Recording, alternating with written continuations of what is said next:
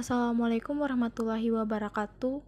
Perkenalkan, nama saya Nadia Nisa Nur Alsyapani yang akan menjadi guru dalam bimbingan TIK.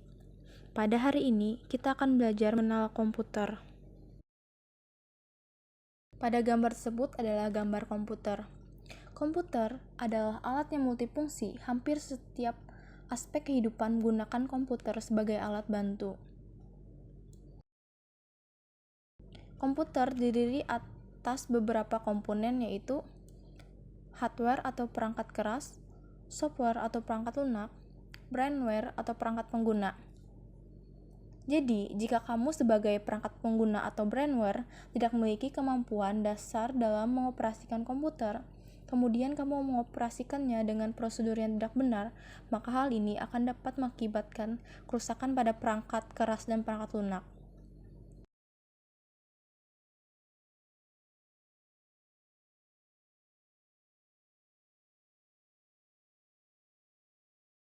Hardware atau perangkat keras. Jadi, perangkat keras merupakan perangkat komputer yang bersifat fisik atau dapat disentuh.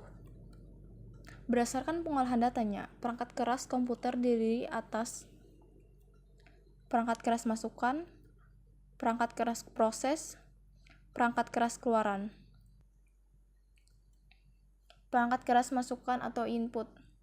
Perangkat keras masukan yaitu peralatan yang digunakan untuk memasukkan data dan program dalam bentuk data digital yang akan diproses oleh komputer. Perangkat keras masukan itu terdiri dari papan tombol atau keyboard, mouse, scanner, joystick, web kamera, dan juga headphone. Papan tombol atau keyboard. Jadi pada gambar tersebut adalah gambar keyboard. Keyboard merupakan perangkat keras masukan yang paling sering digunakan. Terdiri atas tombol-tombol yang memiliki fungsi-fungsi khusus. Keyboard digunakan untuk memasukkan data atau memberikan perintah pada komputer. Lalu ada mouse. Mouse adalah perangkat input yang berfungsi menggerakkan pointer, menunjukkan perintah atau program pada layar monitor.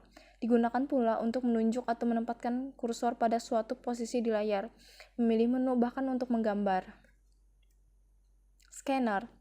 Scanner adalah alat untuk mengkonversi atau mengubah gambar atau dokumen manual menjadi gambar atau dokumen digital.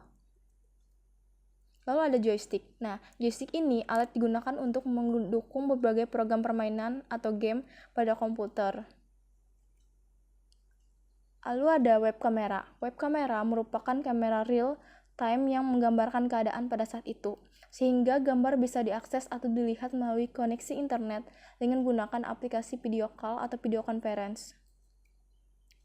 Headphone. Jadi, headphone ini, unit masukan ini berfungsi untuk merekam atau memasukkan suara yang akan disimpan dalam memori komputer atau mendengarkan suara. Dengan mikrofon, kita dapat merekam suara ataupun dapat berbicara kepada orang yang kita inginkan pada saat chatting.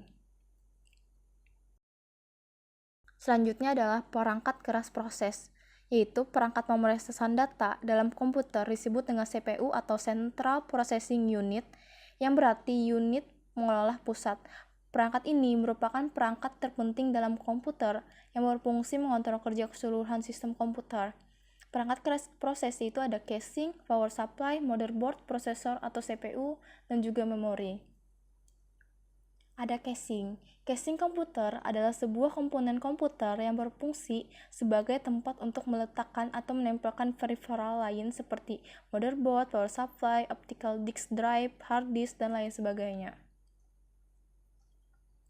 Ada power supply. Power supply adalah sebuah perangkat yang berfungsi menyalurkan arus listrik ke berbagai peralatan komputer yang terdapat di dalam CPU. Ada motherboard. Motherboard adalah tempat pertemuan segala kegiatan dalam sebuah komputer. Motherboard merupakan sebuah papan rangkaian utama komputer untuk memasang memori, prosesor, dan perangkat lainnya. Lalu ada prosesor atau CPU. CPU adalah otak dan pusat pengendali berbagai perangkat komputer. CPU memproses instruksi, melakukan kalkulasi, dan mengolah alur informasi yang keluar masuk komputer. CPU dikenal juga sebagai mikroprosesor atau prosesor. Lalu ada memori. Memori merupakan tempat penyimpanan data sementara dalam komputer. Memori bekerja seperti papan tulis yang secara konstan dan konsisten ditulisi data baru. Data yang disimpan di dalam memori akan hilang pada saat komputer dimatikan. Lalu perangkat keras keluar atau output. Perangkat keras keluaran yakni perangkat yang berfungsi untuk menampilkan hasil pengolahan data yang dilakukan oleh CPU. Perangkat keras keluaran yaitu ada monitor, kartu video, dan juga printer. Monitor. Layar monitor adalah area tampilan dalam sebuah monitor. Monitor merupakan alat tampilan hasil kerja atau output. Monitor itu terbagi menjadi dua jenis, yaitu ada CRT, adalah jenis monitor berbentuk tabung karena menggunakan tabung display. Lalu ada LCD. LCD adalah jenis monitor yang memiliki permukaan datar, ukuran simpel, dan penggunaan daya yang sangat rendah. Lalu ada kartu video. Kartu video adalah sebuah papan sirkuit yang dipasangkan pada slot yang ada di dalam komputer. Kartu video akan menerjemahkan perintah dari komputer ke dalam bentuk yang dapat dimengerti di layar monitor. Selanjutnya ada printer. Nah, printer ini adalah alat cetak informasi atau hasil kerja komputer. Sebuah printer itu dapat mencetak dokumen informasi yang ditampilkan di layar monitor. Lalu kita akan bahas tentang software atau perangkat lunak. Jadi, software itu adalah sekumpulan data elektronik yang tersimpan dan dikendalikan oleh perangkat komputer. Data elektronik tersebut meliputi instruksi atau program yang nantinya akan menjalankan perintah khusus. Perangkat lunak juga disebut sebagai bagian sistem dalam komputer yang tidak memiliki wujud fisik yang diinstal dalam sebuah komputer atau laptop agar bisa dioperasikan. Jadi fungsi perangkat lunak itu ada memproses data, perintah, atau instruksi khusus agar pengguna dapat mengoperasikan komputernya sesuai dengan hasil informasi yang diinginkan. Lalu ada sebagai sarana interaksi yang menghubungkan pengguna dan perangkat kerasnya. Lalu untuk mengidentifikasi suatu program yang ada di sebuah komputer, juga menyediakan fungsi dasar dari sebuah perangkat keras agar dapat dioperasikan seperti ketersediaan sistem operasi pada komputer. Lalu, penerjemah suatu perintah software lainnya ke dalam bahasa mesin agar dapat dimengerti oleh komputer. Lalu, berdasarkan fungsinya, perangkat lunak digolongkan dalam dua kelompok besar, yaitu perangkat lunak sistem operasi dan juga perangkat lunak aplikasi. Yang kita bahas adalah sistem operasi. Sistem operasi adalah satu perangkat lunak atau software yang bertanggung jawab mengatur atau mengontrol kerja perangkat keras atau hardware dan menjalankan aplikasi atau software di dalam sistem komputer.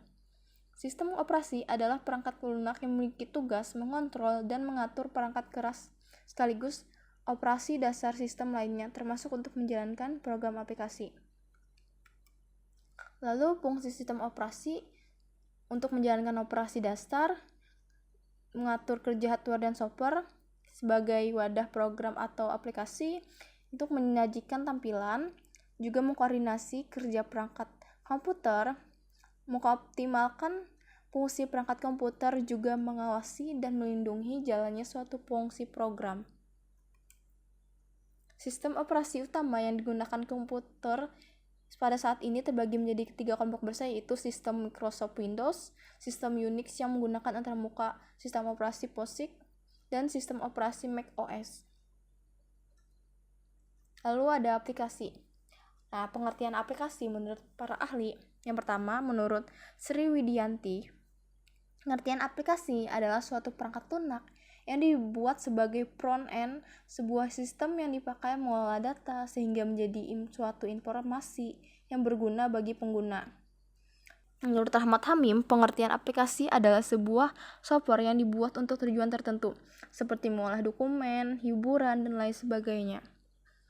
Menurut Hengki pertama, adalah suatu perangkat lunak yang dibuat khusus untuk memenuhi kebutuhan berbagai aktivitas dan pekerjaan. Lalu ada sejarah perkembangan aplikasi. Sebelum aplikasi pertama di dunia ditemukan, ada sejarah yang sangat panjang dalam proses ditemukannya aplikasi.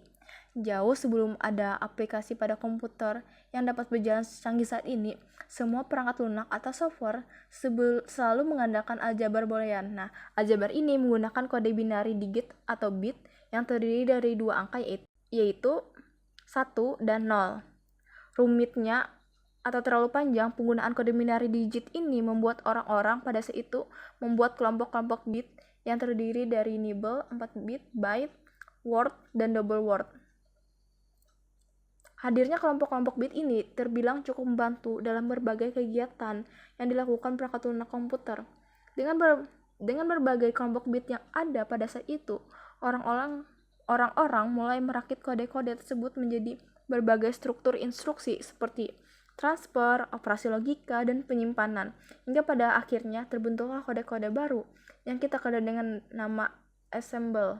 Kode-kode assembly ini adalah yang nantinya menjadi cikal bakal dibuatnya berbagai macam aplikasi yang saat ini dapat mempermudah berbagai kegiatan manusia. Lalu ada jenis-jenis aplikasi. Berdasarkan kegunaannya, aplikasi dibagi menjadi beberapa jenis sebagai berikut.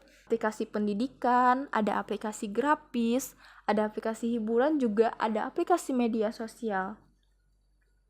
Fungsi aplikasi yaitu pertama, untuk mempermudah pekerjaan. Kedua, sebagai media hiburan. Ketiga, untuk mendapatkan pembaharuan kabar. Keempat, untuk media pertemuan dan komunikasi. Kelima, untuk mempermudah kehidupan. Nah, lalu di sini ada langkah-langkah menyalakan komputer. Langkah-langkah sesuai dengan prosedurnya. Yang pertama, pastikan semua kabel yang ada telah terpasang dengan baik dan benar. Usahakan agar rapi dalam menyusun kabel. Kedua, mulailah hidupkan stabilizer jika ada. Ketiga, tekan tombol power pada monitor untuk menghidupkan monitor. Keempat, tekan tombol power pada CPU untuk menghidupkan komputer. Kelima, setelah semua perangkat sudah dinyalakan, tunggu proses booting yang selesai hingga muncul di tampilan layar desktop pada monitor. Lalu keenam, komputer telah siap dioperasikan. Lalu ada langkah-langkah mematikan komputer dengan sesuai prosedur yang benar. Yang pertama, arahkan pointer mouse ke pojok kiri bawah pada desktop, lalu klik menu start, kemudian cari tombol power di bagian pojok kiri bawah.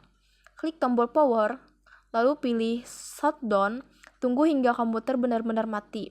Setelah itu, matikan stabilizer dan matikan aliran listrik yang mengalir menuju komputer untuk perawatan komputer yang lebih baik.